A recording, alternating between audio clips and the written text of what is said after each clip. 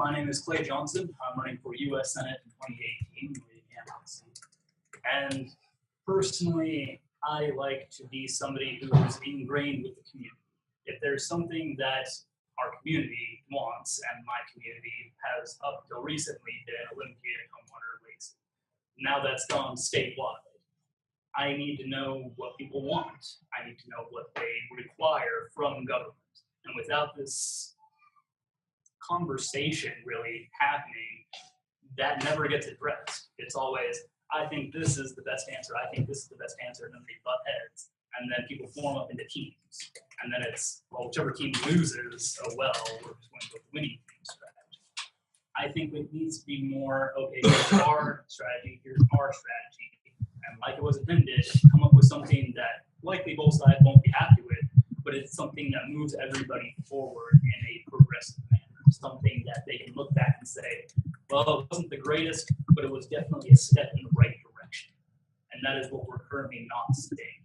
The Republicans' tax plan, yes, horrendous across the board, but that's all you hear from the Democrats is it's so terrible, and nothing as far as here's my plan for how it's going to be better.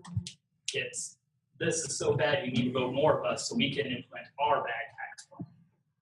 And that doesn't reverberate with a lot of people when they're talking about, well, who am I going to vote for? Well, they're all the same. Why would I even bother to vote? And that speaks to what you were talking to. How do you even get people into the vote? How do you get them wanting to go to a pollster and say, I'm going for this one?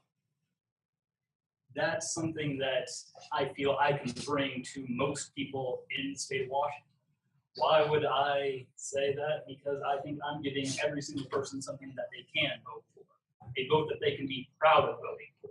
Something that when they put their name down, when they put their ballot down, they can say, I am so happy that I voted for this because of what it's going to represent later on, what it's going to represent immediately, how it's going to impact my life, my children's life, my grandfather's life. And that conversation is not something that we're currently having. And it's disgusting to me personally. So back towards my personal story. I'm currently 28 years old. That's about 2 years under being able to run for Senate legally. Really? My birthday is January 9th, so I'll be 29 here in a couple of weeks. There have been precedent for people younger than the age of 30 not only campaigning for, but also being elected to the Senate. And from what I recall, the only thing that's really going to be sort of a hindrance to me is right after I'm elected, I will have to abstain from voting for, I believe, 4 or 5 days before I can actually turn 30 and be legal to cast my vote in the chambers of Congress. Huh. Interesting. Yeah. I wish I had that.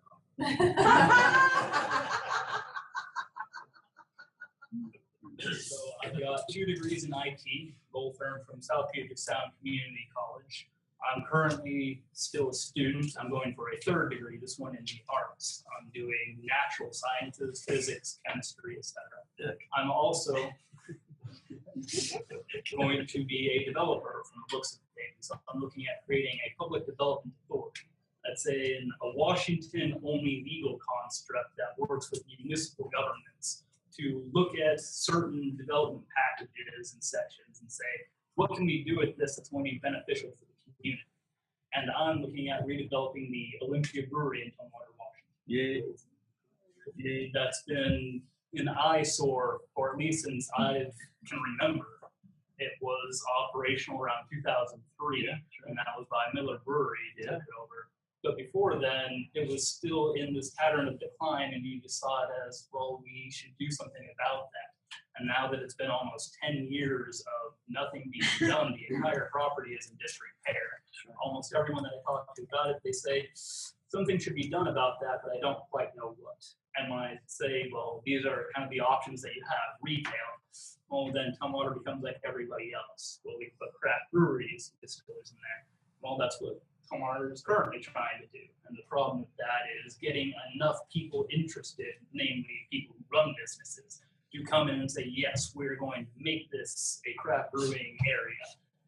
And we're seeing that there's not a critical mass of these people coming in to do it. So I'm thinking, well, why don't we parcel it up? I'm thinking high-speed rail, aquaponics, hydroponic gardens for the entire community, transitional housing to help out our homeless issue.